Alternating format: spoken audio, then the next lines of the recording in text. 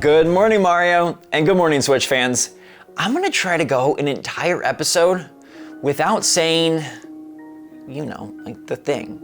I'm gonna try to go an entire episode without saying it. Let's see if I can get it done. But we do have an absolutely great show today because a very awesome Nintendo franchise might be making its way back to Switch after a super long absence. This one is sure to get you and the fans riled up, so I'm very excited to talk about that. Plus, Mario Golf Super Rush got some sweet updates before launch, and E3's entire schedule has been unveiled. We know everything about E3 now. Tons of new information, tons of dates, tons of presentations, and now I can share with you exactly when you'll find out about all the new Switch games. So this is big, and I'm so glad to have you on board. Thank you for being the best community here on YouTube. I do believe that. So what's going on, everybody? It's Zach from SwitchForce. The teacup is burning my hand. Holy cow, it's a Mario Kart mug from the ride in Japan, and it's like, man, the sparks from those freaking drifts are just scorching my skin. If you're new here, welcome. We have a super fun and awesome Nintendo show every weekday morning. I'd love to have you around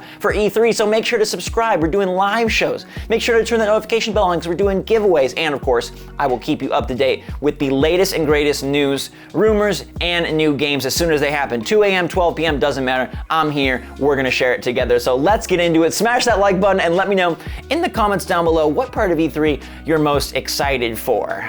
I'm really trying not to say it. Anyhow, let's start off with that schedule. We found out yesterday that E3 for Nintendo is gonna be a Tuesday, June 15th type of deal. They're gonna have their big direct, 40 minutes of new Switch software, and then 3 hours of Treehouse deep dive. So that's about 4 hours of content on Tuesday.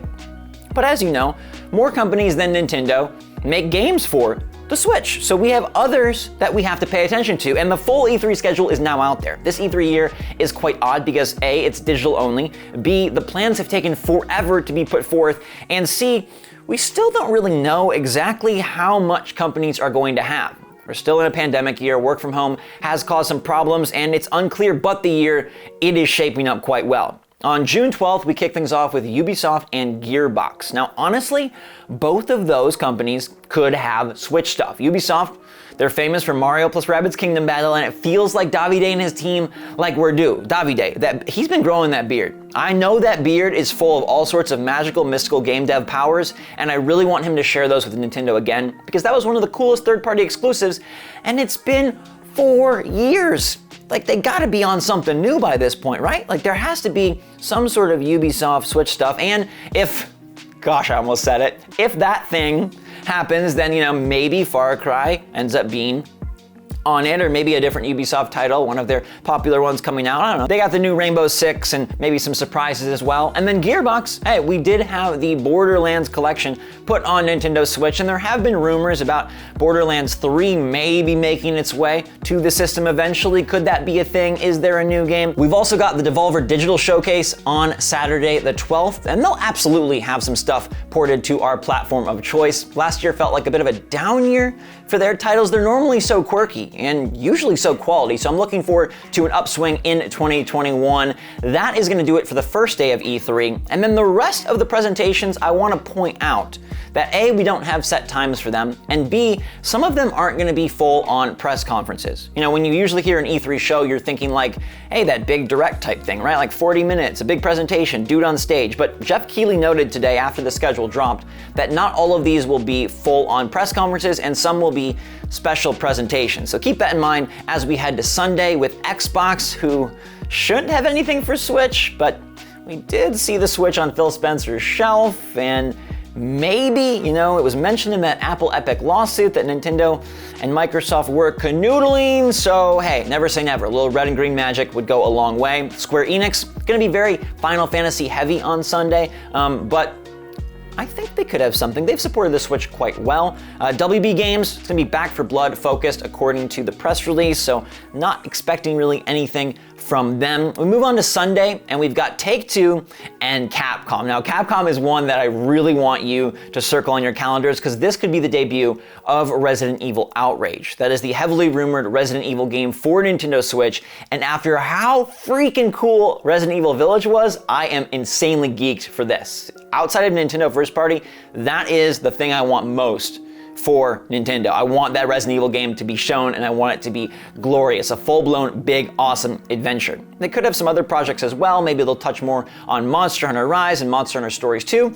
Take-Two, I don't know. We've heard lots of rumors. They did put LA Noire on the Switch, and over the years we've heard like, ooh, maybe GTA, maybe Red Dead, I don't know. I'm not expecting anything from them, but again, Gearbox, Take-Two, maybe we do get something Borderlands or something of that ilk on the Switch. And then Tuesday is going to be Bandai Namco, who always put forth a good lineup for Nintendo Switch, and then Nintendo themselves. And I've heard that they're gonna have a few games for the Switch. And maybe for the... Can't say it. Not gonna do it. You almost got me. So there you have it. That is all of E3. 4 days of fun. Buckle into your bunker, grab your snacks, get your GMM, and let's get to it. I can't wait for this thing to start. I'm ready. Let's go, June 12th. And Nintendo Showcase to close it out is gonna be brilliant. There could be other announcements and updates, and probably will be some surprises along the way from smaller studios, random Twitter drops. Fingers crossed that Animal Crossing shows up in some capacity, but that is the lowdown, and now you know. You can mark off what days are most important to you, and make sure you take off work for Tuesday at noon Eastern, if you can. If not, just slide an AirPod in, keep your phone down below the desk, and we will have a wonderful Nintendo show. If you're looking for a way to soothe your soul, like I seriously can't tell you how good the decision was to shift to tea, okay? It is amazing. I used to think tea was rot water, like the stuff that drizzles over sticks before it hits the sewer, but then I found fruity teas, and I loaded up on the honey. Some people say I drink honey tea instead of tea with honey, but okay, at least it tastes delicious, and it's so nice to have a warm drink in the morning or before bed. If you're looking for something to kind of just take the edge off, I know everybody's living like a really ramped up life and always goes for the caffeine, but hey, like tea has really done wonders for me, so you might want to try it. And let me know in the comments down below, besides Nintendo's Direct, what other company are you most looking forward to seeing some new games from at E3 2021? Now, one game that's launching shortly after E3 2021 is Mario Golf Super Rush, and today the previews dropped. It was kind of not a whole lot new, but I did want to touch on a few things because this game seems to be shaping up well. It's golf, so like that's self-explanatory, but the story mode seems really well done. Like there are a lot of interesting boss battles and interesting objectives and a ton of RPG elements, like different outfits you wear, boost and buff your character. There are a lot of skills and stats to play around with. And of course, it is the return of Mii's, because you get to be your Mii in that story mode. Very, very excited for that. It feels like a more fleshed out version of what they did in Mario Tennis Aces, and they say it has a world map, all the courses are included, but that is a little bit of bummer.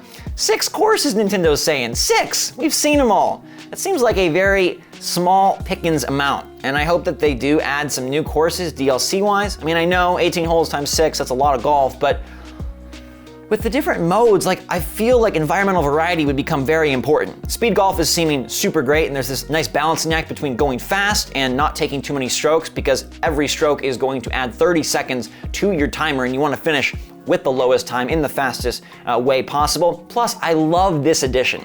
They now have made it possible to play stroke play, like normal golf, at the same time. So you can take turns if you want a more plodding, patient game, or if you need to go and you want to get this thing done, you and me, even on the same system, can go at the same time and then compare our scores. And I think that is really interactive, really involved, and very forward thinking. I think they're doing a lot of nice things here to help make golf more accessible for everyone, including adding a lot of tutorials and a lot of terms and glossaries in the game. It seems like they really want this to be, as I've talked about, like a party game more than it is just a strict, serious sports title. And I'm very excited for it. It'll be a nice cherry on top for the E3 proceedings later this month. And I'm curious, are you guys interested in picking Mario Golf up? It is a must buy for me. I'm getting it day one, but what about you? Well, now that we've talked about the pros on the golf course, let's get to that Switch game that could be coming soon.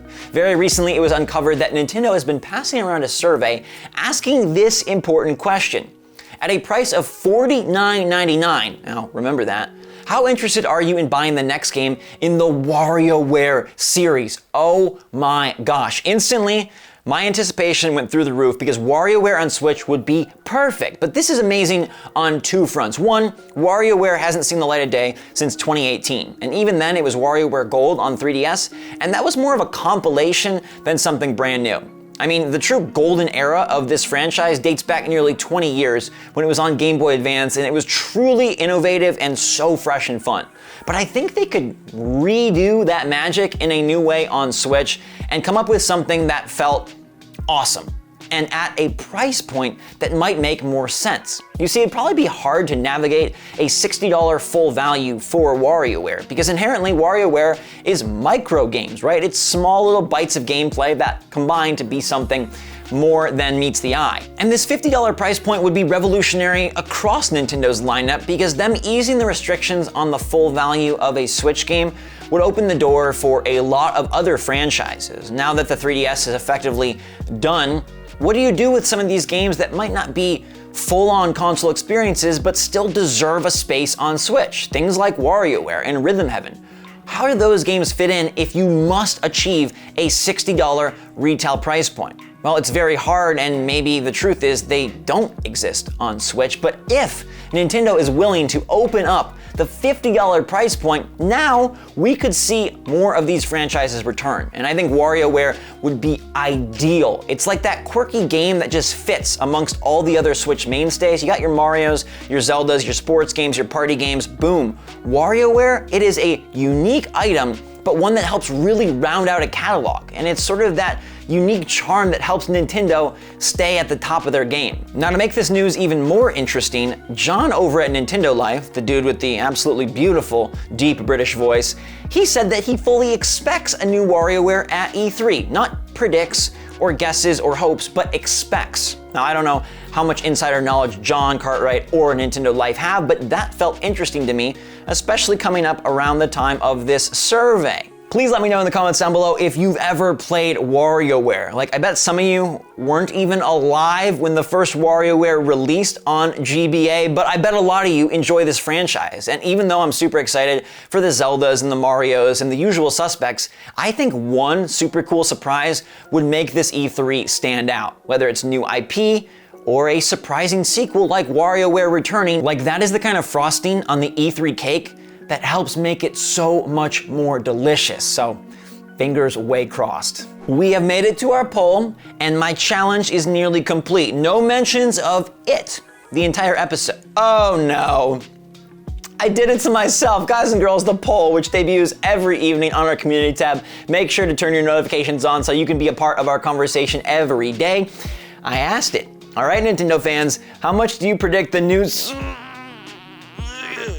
the thing will cost? And unsurprisingly, the majority of you, me included, predict $399.99, $400. That feels like the logical step up from the Switch, but still keeps it below the other consoles. 19% of you, though, said $350. Very hopeful, and that would be pretty darn cool if Nintendo could somehow get us in at the $350 price point with upscaled 4K, with DLSS, with an OLED screen, with all the bells and whistles of a I'm all about it. 5% of you are having the pipe dream of 300 not happening, and then 7% of you think Nintendo is gonna really get greedy, 450, and 9% of you feel like this is going to be, what, like a PS5 comparable system at $500. If Nintendo goes 500, that's a huge mistake. It really feels like 400 is the sweet spot, but now we've got our predictions in. And that's gonna do it for another episode of Good Morning Mario, your hub and home for everything Nintendo and everything fun. Thank you so much for being here and spending some of your day with me. I love you guys so much. So make sure to hit that like button. Let me know your take in the comments down below. And until next time, stay safe, stay healthy, stay happy, stay positive out there. I did it. I didn't say it. Come on, brownie points in the chat. Little extra cookie bits on the like bar. Hopefully we get to talk about it soon. Until then though, SwitchForce out.